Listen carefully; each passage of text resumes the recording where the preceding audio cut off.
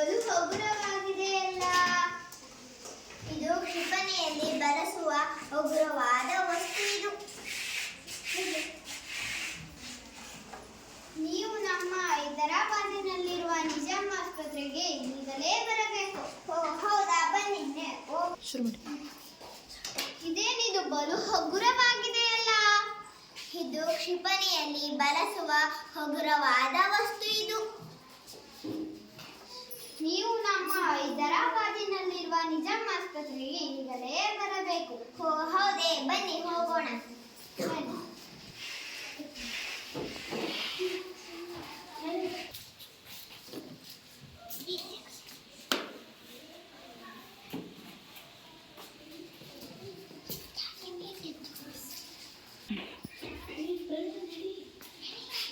ಇವನ ಕಾಲಿಗೆ ಹಾಕಿರುವ ಕ್ಯಾಲಿಪರ್ 3 ಕಿಲೋಗ್ರಾಂ ತೂಕವಿದೆ. ಆದ್ದರಿಂದ ಇವನು ಹೆಜ್ಜೆಟ್ಟು ನಡೆಯಲು ತುಂಬಾ ಕಷ್ಟಪಡುತ್ತಿದ್ದಾನೆ.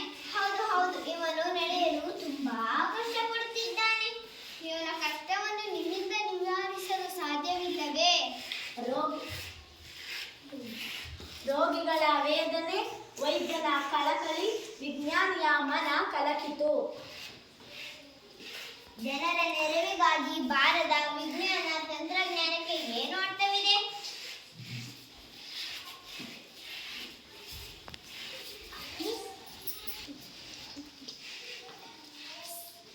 ಸತತ 3 ವಾರಗಳ ಕಾಲ ಕ್ಯಾಲಿಪರ್ ತಯಾರಿಸಿದರು.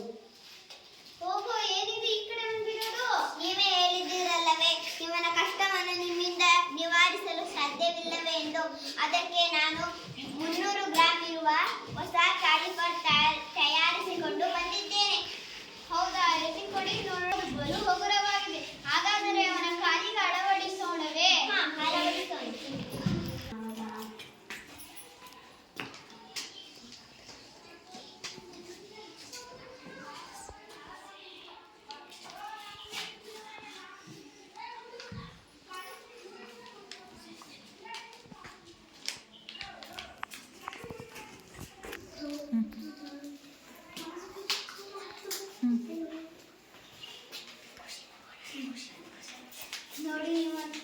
ನೋಡಿ, ಇವನ ಮುಖದಲ್ಲಿ ಎಷ್ಟು ಆನಂದ ತುಂಬಿದೆ.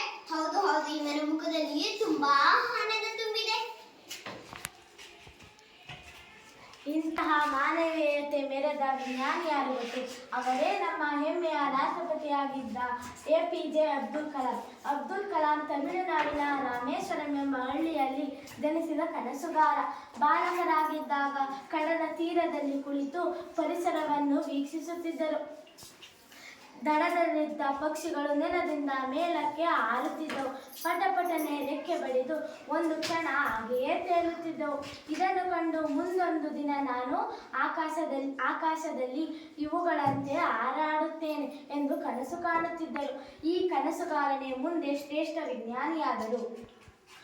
ರಾಕೆಟ್ ಹಾಗೂ ಕ್ಷಿಪಣಿ ಉಡಾವಣೆಯಲ್ಲಿ ಮಹತ್ವದ ಸಾಧನೆ ಮಾಡಿದರು. ತಂತ್ರಜ್ಞಾನ ಕ್ಷೇತ್ರದಲ್ಲಿ ಭಾರತ ಸಾಧನೆಯನ್ನು ಗಗನದೆತ್ತರಕ್ಕೆ ಏರಿಸಿದರು. ದೇಶದ ಅತ್ಯುನ್ನತ ಸ್ಥಾನವಾದ ರಾಷ್ಟ್ರಪತಿ ಹುದ್ದೆಯನ್ನು ಅಲಂಕರಿಸಿದರು. ಇವರ ತಂದೆಯ ಹೆಸರು ಜೈನುಲಾಬ್ದೀನ್ ಮರಕಯಾರ್. ಇವರ ತಾಯಿಯ ಹೆಸರು ಆಶಿಯಮ್ಮ. ಕಲಾಂರವರು ತಮ್ಮ ಜೀವನದ ಅನುಭವಗಳನ್ನು ಅಗ್ನಿಯ ರೆಕ್ಕೆಗಳು ಎಂಬ ಆತ್ಮಕಥನದಲ್ಲಿ ದಾಖಲಿಸಿದ್ದಾರೆ. ಗುರು ಹಿರಿಯರು ಇವರಲ್ಲಿ ಕನಸುಗಳನ್ನು ಹಾಗೂ ಆತ್ಮವಿಶ್ವಾಸವನ್ನು ಬಾಲ್ಯದಲ್ಲಿಯೇ ತುಂಬುತ್ತಿದ್ದರು. ಆದ್ದರಿಂದ ಕಲಾಂ ಇಂದಿನ ಮಕ್ಕಳಿಗೆ ಕನಸು ಕಾಣಿರಿ ಎಂದು ಪ್ರೋತ್ಸಾಹಿಸುತ್ತಿದ್ದರು. ಇವರ ಸಾಧನೆಯನ್ನು ಗಮನಿಸಿ ಸುಮಾರು 20ಕ್ಕೂ ಹೆಚ್ಚು ವಿಶ್ವವಿದ್ಯಾಲಯಗಳು ಗೌರವ ಡಾಕ್ಟರೇಟ್ ಪದವಿ ನೀಡಿ ಸನ್ಮಾನಿಸಿವೆ. ಭಾರತ ಸರ್ಕಾರ ಪದ್ಮಭೂಷಣ ಹಾಗೂ